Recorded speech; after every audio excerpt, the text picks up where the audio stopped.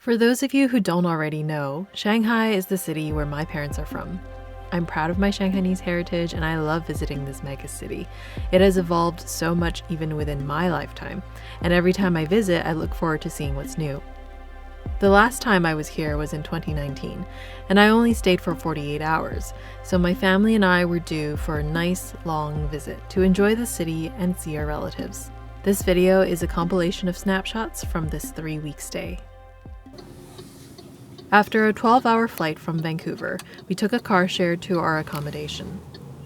Normally, I would recommend taking the metro in from the airport, but the 4 of us had a lot of luggage, so this was the easiest option. Our accommodation was an apartment, basically the Chinese version of Airbnb. It was small, but had 2 separate bedrooms for the 4 of us.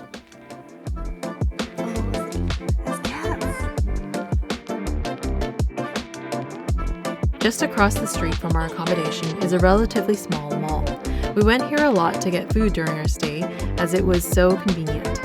The basement floor was where all the food was, and upstairs was the shopping. And so, of course, one of the first things we got was the pork soup dumplings, xiaolongbao.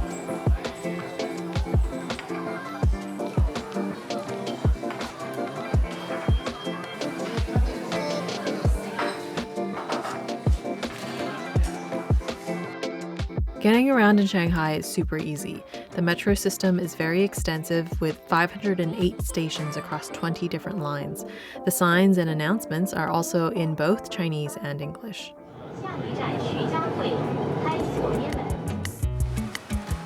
The former French concession area in Shanghai is one of my favorite areas to just wander around in. You'll find plenty of trendy cafes, restaurants, and shopping along these beautiful tree-lined streets.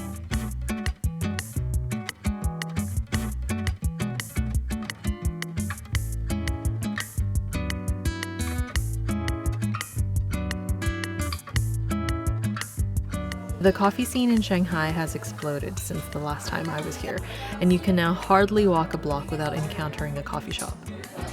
A report from the Shanghai International Coffee Culture Festival counted over 9,500 cafes in the city alone by the end of 2023.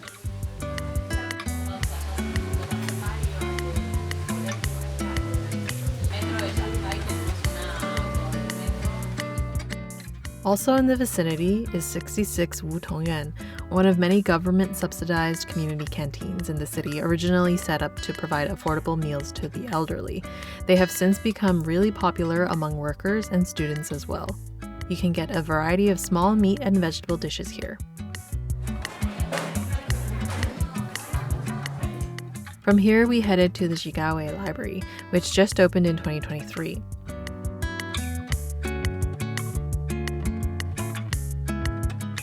It's beautiful inside and worth a visit just to look around.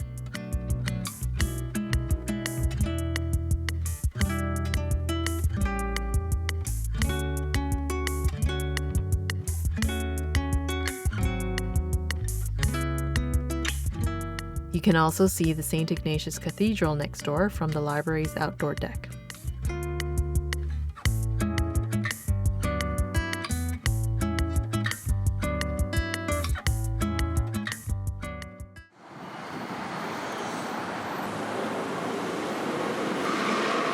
The first Tim Hortons to open in China was right here in Shanghai back in 2019, and since then has expanded to almost 1,000 stores across the country. We were so curious what the Tim Hortons here were like. There were so many options on the menu, and I wish I could have tried more of them.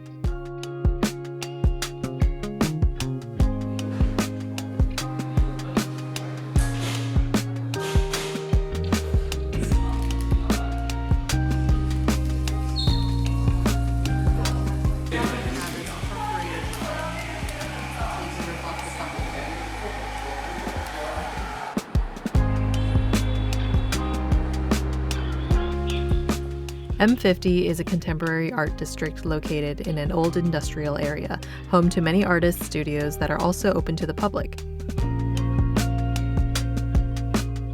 We grabbed some food here before slowly making our way around the studios and galleries.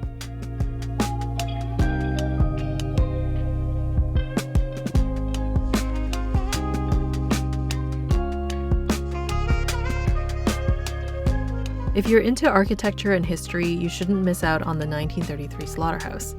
I've actually never been here before until now. At the time that it was built, it was the largest slaughterhouse in Shanghai. You can see its original purpose in its design, for example, in the long corridors with ridged floor surfaces to herd cattle up and prevent them from slipping. Nowadays, however, it's been repurposed into a complex that houses studios, offices, cafes, restaurants, and shops, while still retaining its impressive and slightly eerie presence.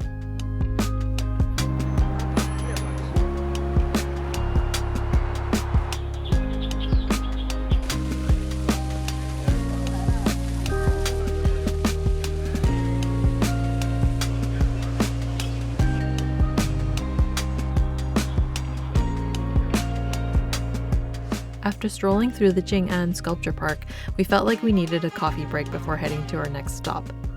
Luckily, a coffee shop is never far away.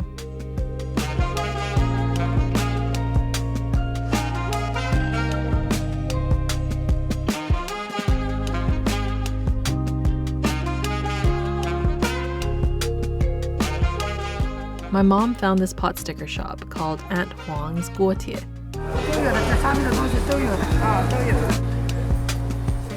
The lady who owns the shop has been selling pot stickers since 1997. You can even see that they make their dough and dumplings all in-house. And honestly, I think these might have been the best pot stickers I've ever had. You really cannot miss these. The bottom is perfectly crisp, that wrapper has that slight chew which tells you it was handmade, and the filling is incredibly juicy. It burst.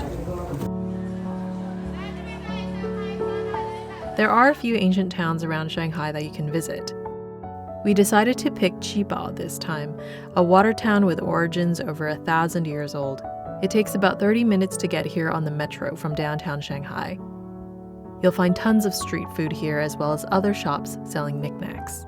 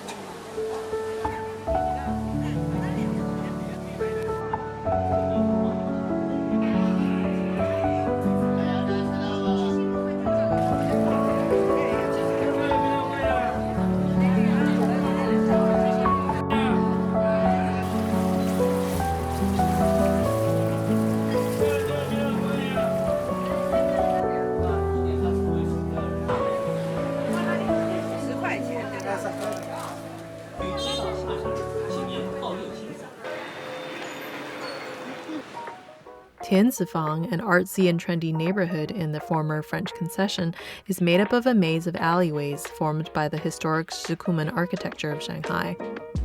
Most of the Shikumen buildings in the city have been demolished now, so it's cool to see it preserved in this area. It's also a very touristy area now, home to cafes, bars, and shops.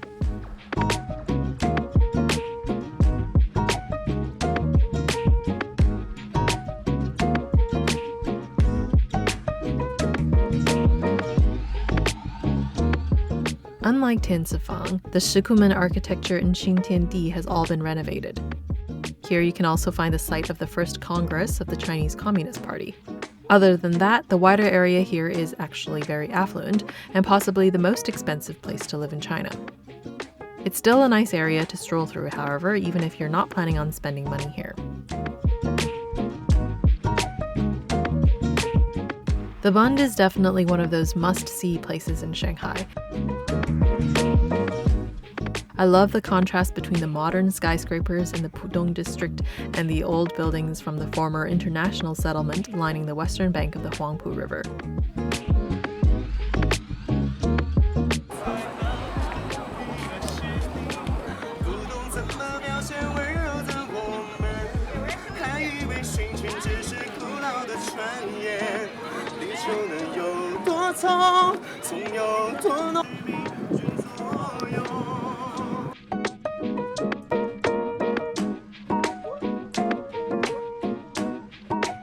A short walk from the Bund is Book City, a giant 7-floor bookstore.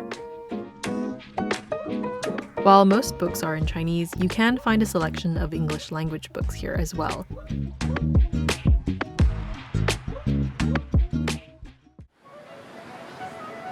Century Park is another place that I had not been to during previous visits to Shanghai. And it's kind of crazy because it's the largest park in Shanghai and feels like such a refreshing escape from the non-stop busyness of the big city.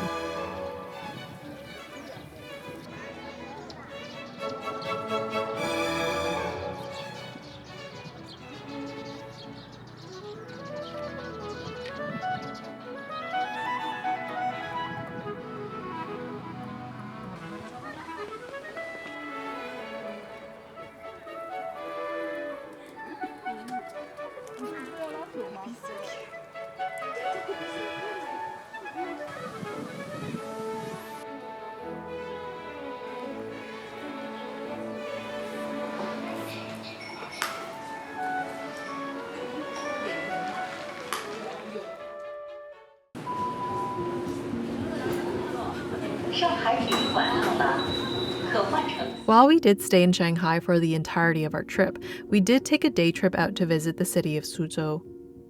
It's known for its historic canals and gardens and is only about a 30-minute train ride away from Shanghai.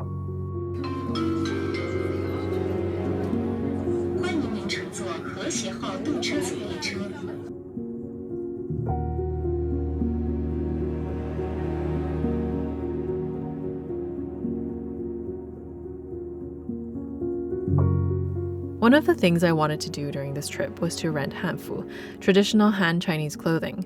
These rental shops abound in Suzhou, and you'll see many people walking around the canals dressed up in their beautiful rental outfits. We went to a shop that people recommended online, and I chose the package that included the dress as well as hair and makeup for a total of 158 Chinese yuan. They had a large selection of outfits, so it was difficult picking just one, but I finally settled on a pink one in the Tang Dynasty style, and the staff got to work with my hair and makeup.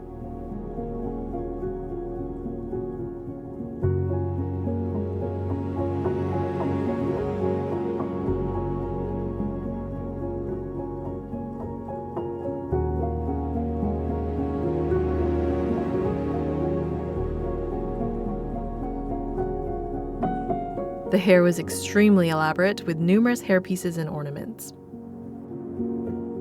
Once I was adequately transformed, we headed out to the canals. The area is clearly very popular with tourists, with lots of shops, restaurants, and street food stalls.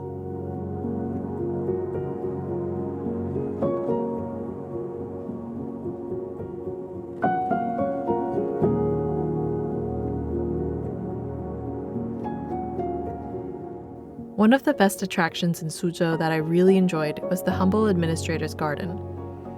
Originally built in the 1500s, it is one of the most famous gardens in China and really is very beautiful.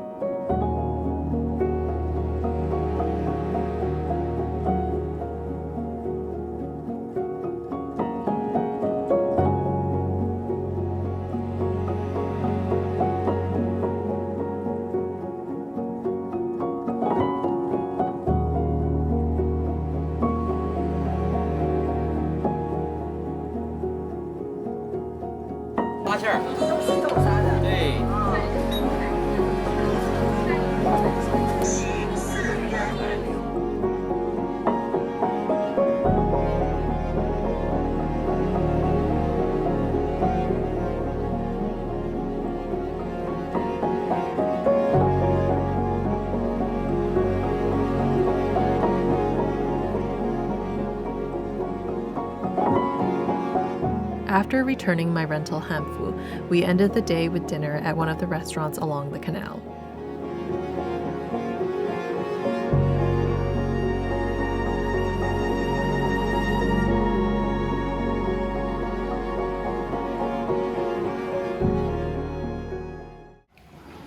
Visiting Shanghai with my family means that this isn't an ordinary sightseeing trip.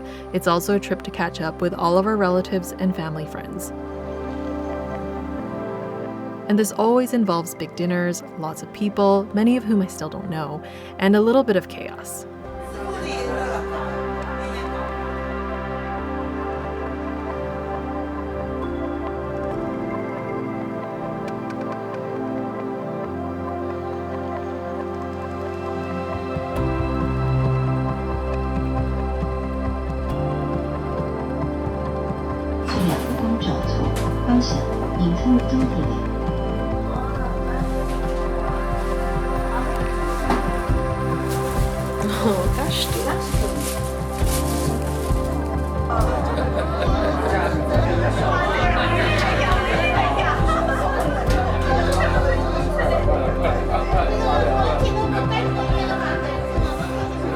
Despite the chaos, I enjoy it every time. Hearing all of the Shanghainese being spoken around me always gives me a sense of being home, even though I wasn't born nor raised here.